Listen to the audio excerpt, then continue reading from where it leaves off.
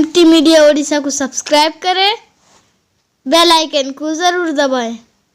हमारे इस निज़ाम के अंदर जो आपको दिक्कतें पेश आएंगी उसके लिए हम माज़रत ख़्वाह हैं, और जो मेहमान नवाजी में कमी हुई होगी उसके लिए हम दरगुज़र की दरख्वास्त करते हैं और हज़रत से दरख्वास्त करते हैं कि आप अपने तासुरात के आज के इस इजलास के सिलसिले में तासुरात का इजहार फरमाएँ। बिस्मिल्लाहिर्रहमानिर्रहीम। अल्हम्दुलिल्लाहि व कफ़ा व सलामुन अला इबादिहिल्लज़ीना इस्तफ़ा, अम्मा बाद। सूबे के इंतहाई मुअक्कर और मुक़्तदर उलमाए किराम, अराकीन गिरामियान क़द्र और स्टेज पर तशरीफ़ फरमा हज़रत अमीर शरीयत और उड़ीसा के किबार उलमा और जमीयतुल उलमा हिंद के पक्के सच्चे खुद्दाम और नौमुंतखब ओहदेदारान, मैं दिल की गहराइयों से आपका शुक्रिया अदा करता हूँ कि आपने मुझ हक़ीर का जिस तरह इस्तक़बाल किया है।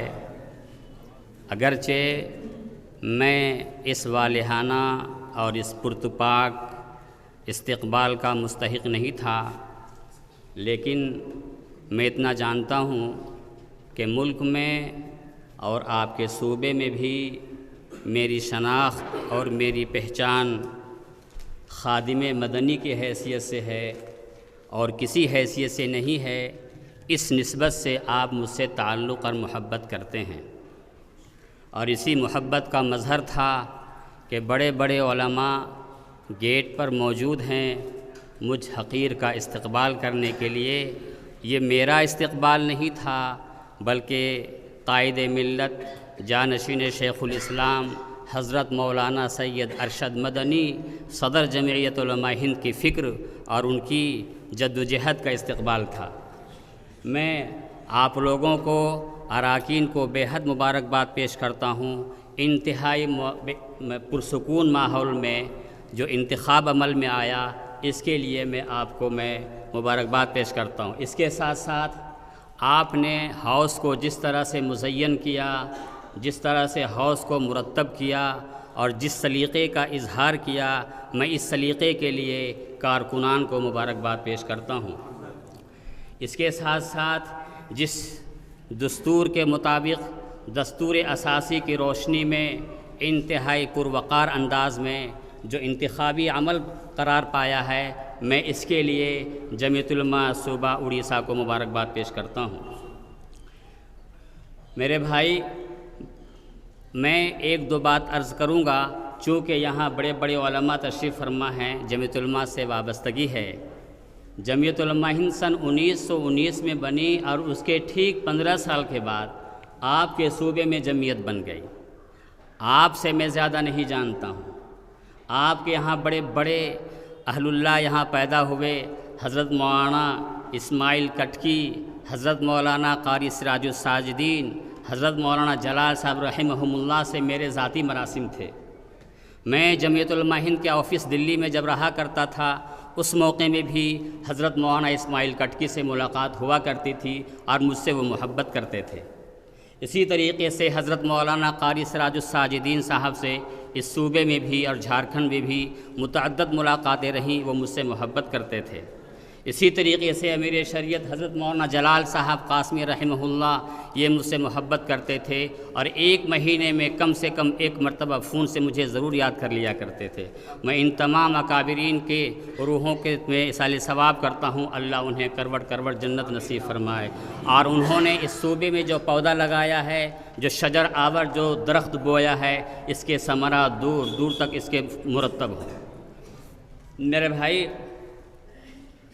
जमीयतुल उलमा हिंद का दीनी मकाम, जमीयतुल उलमा हिंद के सिलसिले में मैं एक दो बात करूँगा कि 16ویں صدی عیسوی میں ایک شخصیت پیدا ہوتی ہے اس بر صغیر میں، غیر منقسم ہندوستان میں۔ اس شخصیت کا اور اس آدمی کا، اس پیکر کا نام ہے مجدد الفسانی رحمہ اللہ۔ حضرت مجدد الفسانی رحمہ اللہ نے 16ویں صدی عیسوی میں جلال الدین اکبر کے جو بدعات و خرافات جو اسلام کے سلسلے میں جو آمیزش ہو گئی تھی، اس کی ایسی تطہیر کی ہے کہ ان کا نام مجدد الفسانی کے نام سے یاد کیا گیا۔ حضرت عمر بن عبدالعزیز رحمہ اللہ کے بعد 1000 کے سال کے لیے جو مجدد کا جو خطاب ملا ہے، حضرت مجدد الفسانی کو ملا ہے۔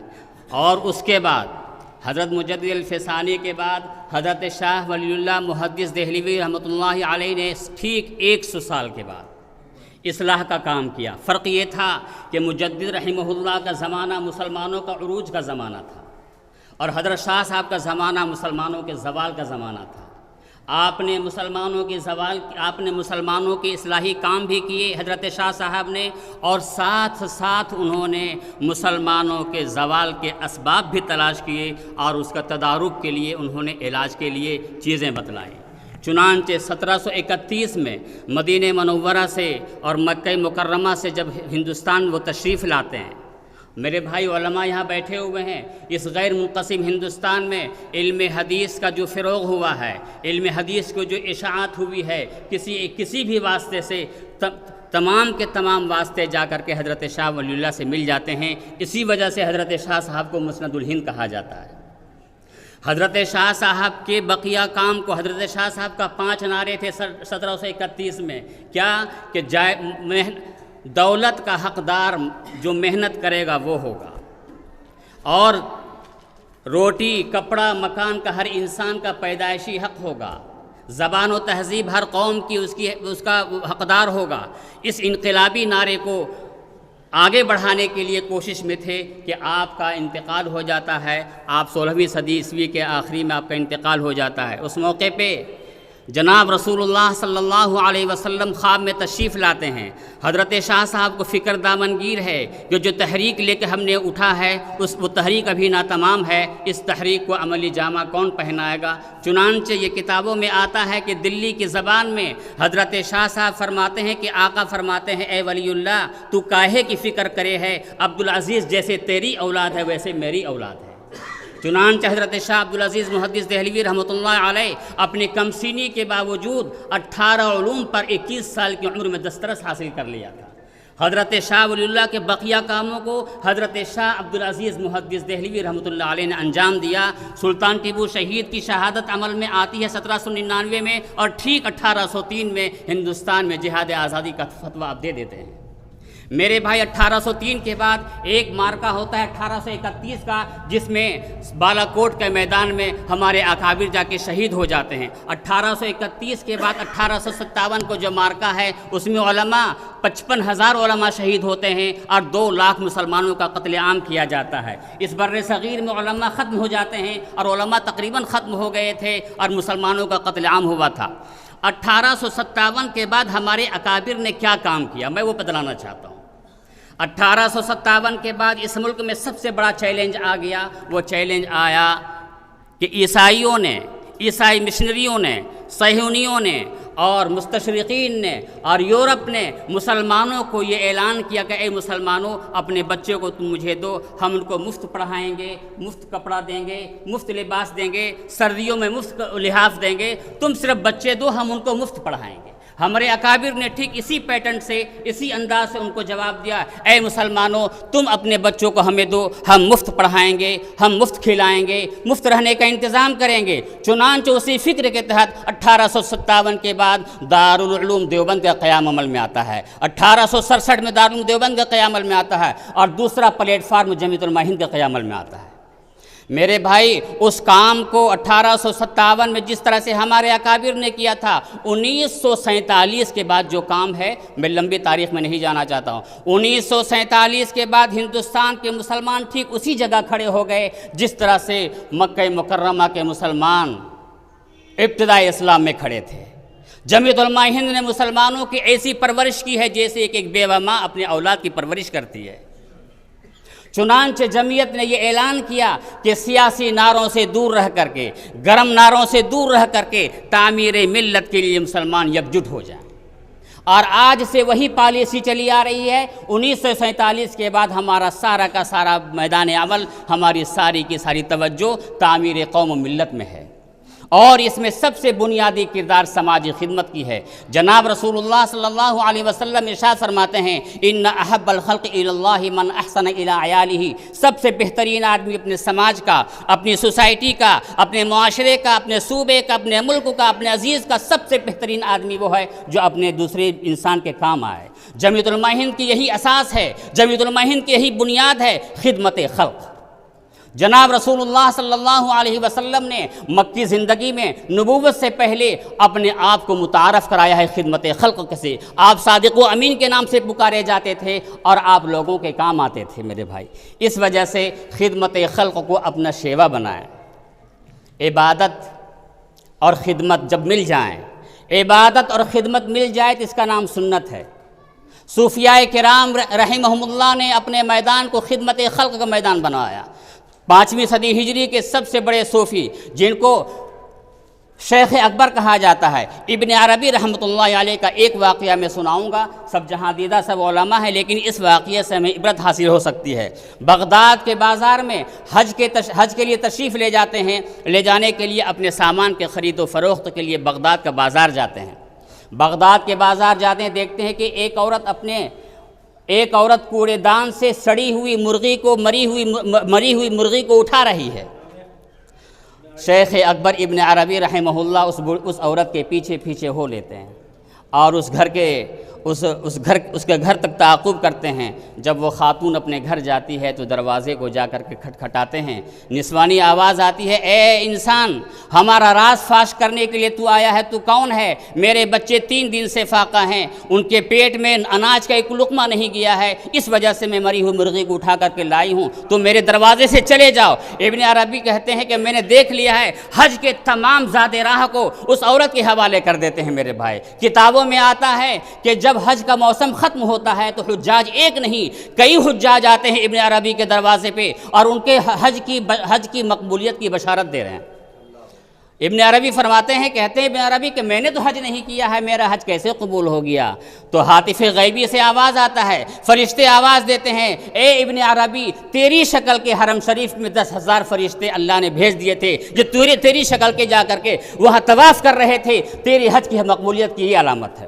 ہمارے اکابر نے خدمت خلق کو عبادت سمجھ کے کام کیا ہے۔ آج میں اراکین سے یہ گزارش کروں گا کہ خدمت خلق کو کام کو عبادت سمجھ کے کیا کریں۔ اگر عبادت سمجھ کے کریں گے انشاءاللہ تو اللہ ہمیں برکت دے گا۔ ایک بات اور عرض کروں گا، دیکھیے ایک حدیث میں آتا ہے کہ مومن 1000 کے میل کی مسافت سے پہلے جنت کی خوشبو محسوس کر لیتا ہے، لیکن ایک آدمی خوشبو محسوس نہیں کر سکتا ہے جو عمل آخرت کے ذریعے دنیا طلب کرتا ہے۔ من طلب الدنیا بعمل الآخرت لم یجد ریح الجنت، جو عمل آخرت کو دنیا کی شہرت کے لیے، اپنی سیاست کے لیے اور اپنی عزت اور نام و نمود کے لیے، اپنی اسٹیٹس کو بڑھانے کے لیے، اپنی کرسی سے فائدے اٹھانے کے لیے جمعیت علماء کو جو بیچتا ہے، جمعیت علماء کو جو اس سلسلے میں استعمال کرتا ہے، میرے بھائی ہمارے اکابر کی روح ہیں اور ہمارے اکابر اس کی قطعاً اجازت نہیں دیتی۔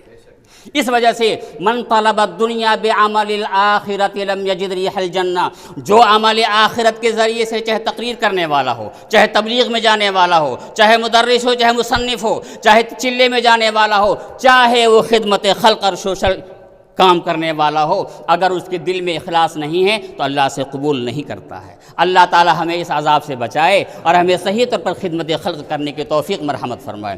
اخیر میں اراکین سے میں یہ گزارش کروں گا کہ پاور ہاؤس سے جب تک آپ جڑے رہیں گے، جتنی بھی آپ کی کارکردگی ہے صد آفرین، قابل صد تحسین، لیکن ان تمام کارروائیوں سے اپنے مرکز کو ضرور مطلع کریں۔